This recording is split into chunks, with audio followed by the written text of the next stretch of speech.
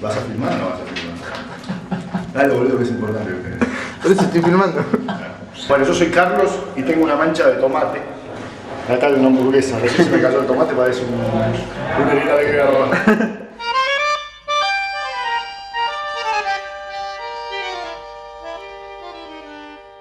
La historieta es una forma de contar.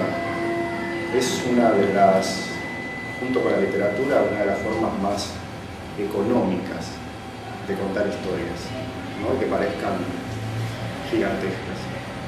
Porque estás solito, con tu tinta, con tu papel, y creando mundos, ¿no? Es lo más parecido que hay al cine. Con la diferencia que no tiene ni movimiento ni sonido, pero es un paso anterior. Pero logras la sensación. Eso se logra. Yo empecé con Oswald a trabajar. Yo tenía 17 años y era alumno de Oswald en la Escuela de Bellas Artes. Y nada, qué sé yo, Osvaldo necesitaba un asistente y me llevó a trabajar con él. Y ahí empezamos a hacer unos dibujos donde yo hacía los fondos, que era para la televisión, para García Ferrer. Había un programa que se llamaba La Hora de Calculín, y ahí aparecían 7 dibujos por día de este porte, donde nada, movían la cámara, ponían efectos de sonido y todo, y daba la sensación de una especie de animación limitada, ¿no? Pero había que hacer 7 de esos por día, y yo hacía los fondos. Después pasé, bueno, a hacerle los fondos de las historietas a Oswald. Y ahí empecé. Y después, bueno, escuchen una cosa, tengan en cuenta una cosa. Piensen. Este es un trabajo para una editorial. Es un laburo para una editorial, loco.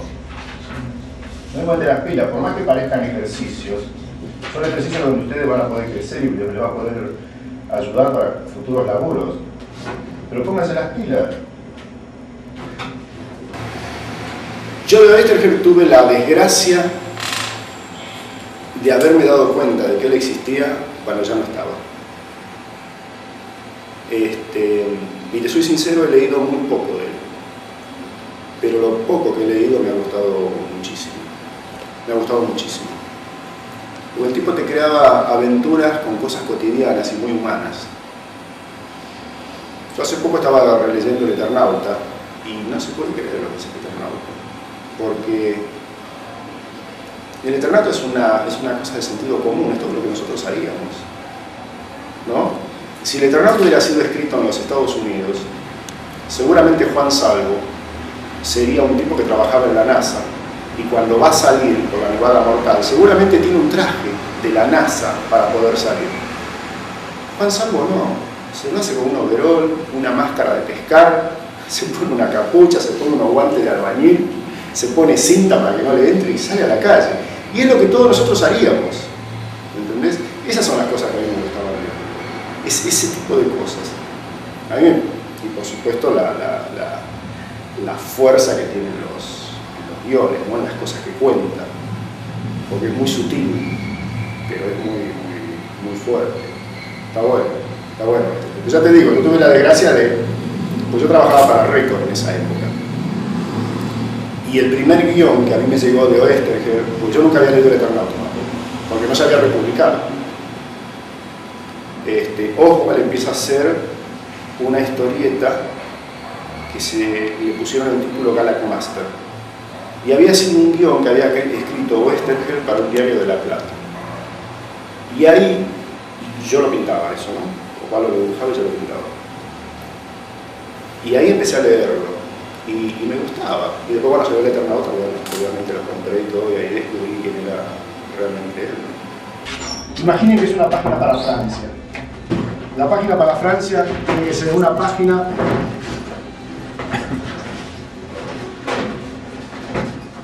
con 4 tiras. Y les digo por qué 4 tiras. Los franceses trabajan de a 2 tiras y a tamaño grande. Después es la editorial la que se encarga de unirlo y de hacer una sola página. Porque trabajan de a 2 tiras tan grande porque le dan mucha importancia a la documentación, a todo lo que es escenografía. Para poder hacer una buena escenografía, buenas perspectivas y buenas cosas, necesitas espacios grandes, ¿no? Porque todo muy chiquitito es un quilombo. Entonces, acá vamos a contar con varias cosas. Una es el clima que nos está dando la escenografía. La escenografía es súper importante, pero es súper importante. No existen los primeros planos. El primer plano en la historieta francesa prácticamente no existe. Existe plano general y plano medio. Imaginen que es una película de cine de los años 20. La cámara no es protagonista. En el cómic americano la cámara es la protagonista, que se mueve, baja, sube, hace lo que quiere. Acá no, es siempre fija, a medio cuerpo, plano general o plano medio. Podés hacer alguna picada, pero si haces una picada, generalmente es una toma general de algo. ¿Estamos? Tengan en cuenta eso. Entonces, dentro de estas 4 tiras, me van a contar exactamente lo mismo, pero con 10 cuadros. Van a tener que inventar cuadros. Puede ser, por ejemplo, un cuadro anterior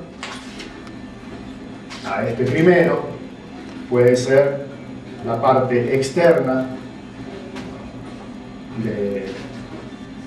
del edificio.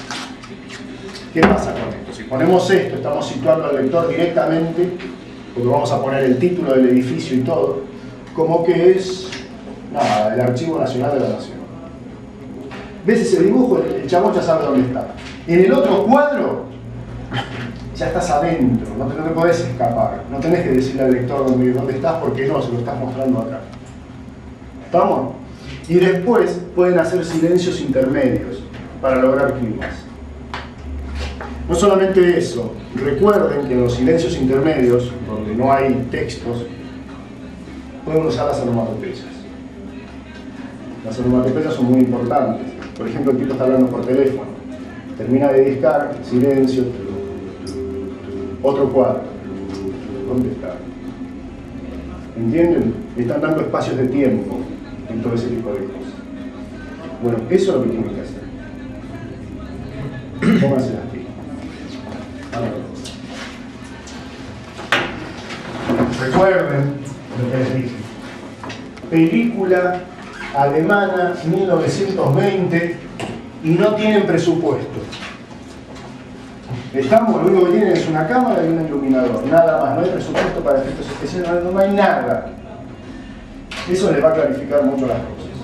Cyber Six fue la primera historieta argentina pintada toda en la computadora, ¿puede ser? O sea, con pintura toda digital. Es la primera, realmente, ¿sí? Es la primera, pero por una semana. Sí, porque estaban los chicos de Cazador también. Porque los chicos de Cazador estaban haciendo Cazador y Cazador salía en blanco y negro. Y yo me había comprado la Mac, que me había costado un huevo comprarme la Mac, que tenía un disco rígido de 80 megas, y una memoria RAM de 8 megas. Y con eso se pintó. Y cuando yo estaba pintando, los chicos de Cazador habían empezado a pintar Cazador también. Pero Cyber Six salió una semana antes. Entonces te podría decir que sí, que fue la primera, ¿no? De poner el color así. Que fue todo un trabajo. Fue todo un trabajo. Porque no teníamos antecedentes. Qué sé yo ponía un rojo que era espectacular y me traían los trillos, violeta. Y yo, ¿cómo violeta? Yo puse rojo. No, porque son colores virtuales, vos tenés que tener en cuenta los porcentajes. Claro, hoy día tenía el 90% azules. Entonces, claro, me daba violeta. Y eso lo fuimos ajustando hasta que aprendimos, ¿no?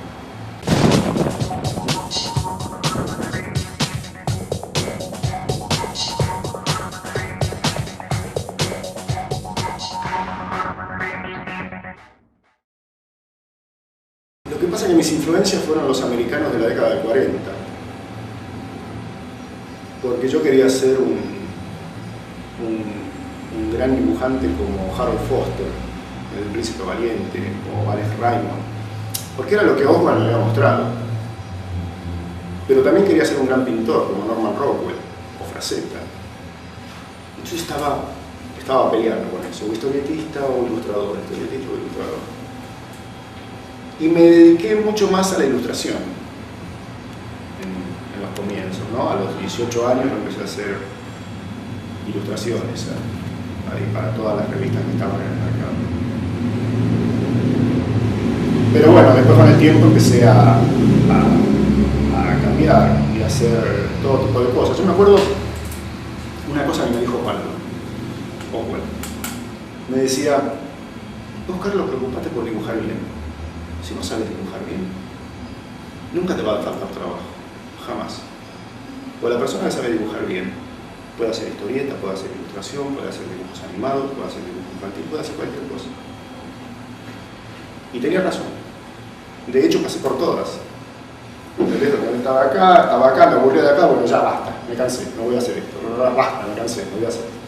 Y así saltando.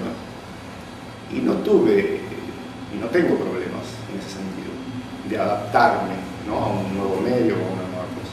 Porque de hecho lo hice. En mis trabajos hay influencia de todos.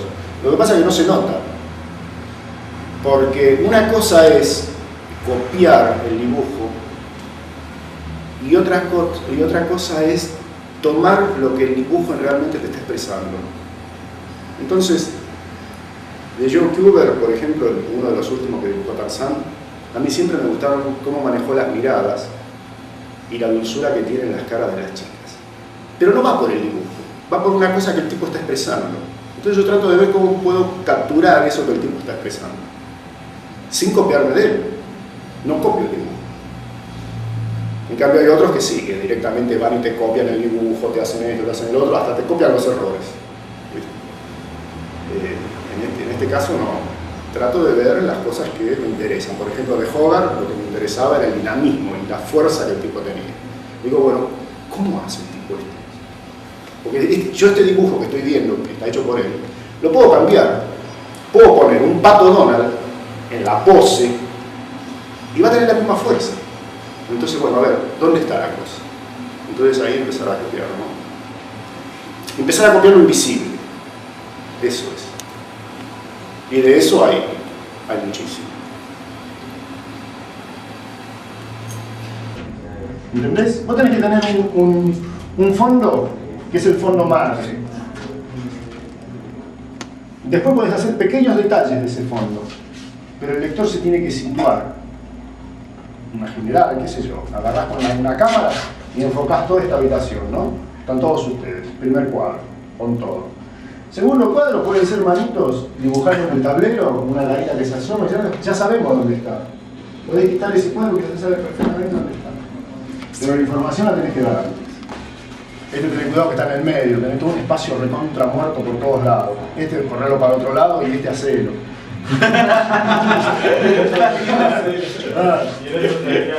Claro. Yo lo que te voy a contar es una cosa muy extraña, ¿no? Pero uno desde los 6 años hasta los 12 años más o menos catapulta un montón de imágenes a futuro para poder hacer una planificación de su vida y con metas y cosas. Después te lleva toda una vida a lograr todo eso. Y en esa época, una de las cosas que yo quería era hacer dibujos animados. Me gustaba la estética del dibujo animado, me encantaba. Entonces, yo tendría 19, 20 años más o menos. Y para la editorial Record, yo estaba haciendo la vida para los niños junto con los niños. Y yo quería hacer la estética del dibujo animado.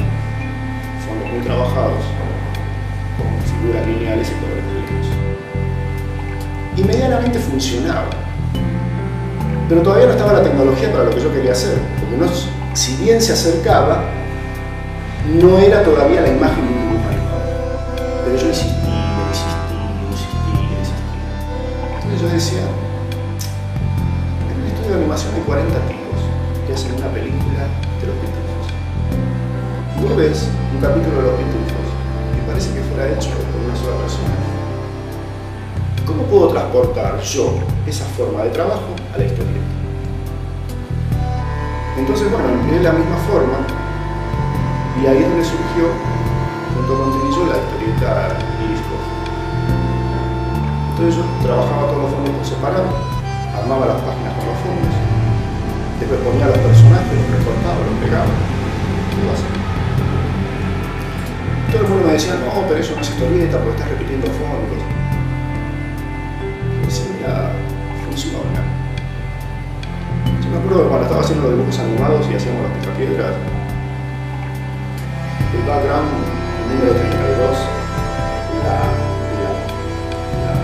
pantalla C, era del interior de la casa de Pedro Picapiedra. Y era un fondo de stock. Cada vez que Pedro Picapiedra aparecía dentro de su casa, tomábamos ese fondo y ese fondo era el que se filmaba, poníamos las referencias. Entonces yo decía, está bien, porque los fondos no se mueven. Entonces en la historieta es exactamente lo mismo. Cada vez que Irish Coffee estaba en su casa, vista externa o vista interna, era siempre el mismo fondo. A lo mejor con un zoom para ampliar alguna parte o alejar la cámara para que se viera más, pero era siempre el mismo fondo dibujado. Y esto ayudaba en dos cosas. Una era que te agilizaba el trabajo, cuando tenías que hacer los fondos, de tres cosas, no tenías que hacer los fondos.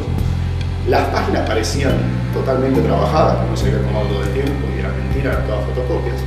Y la tercera y fundamental era que el lector, sin leer nada, veía eso y se situaba automáticamente dentro de la casa de Irish Coffee.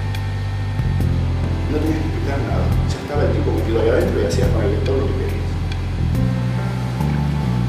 Eso fue lo que me sirvió para hacer dibujos animados, por hacer dibujos animados.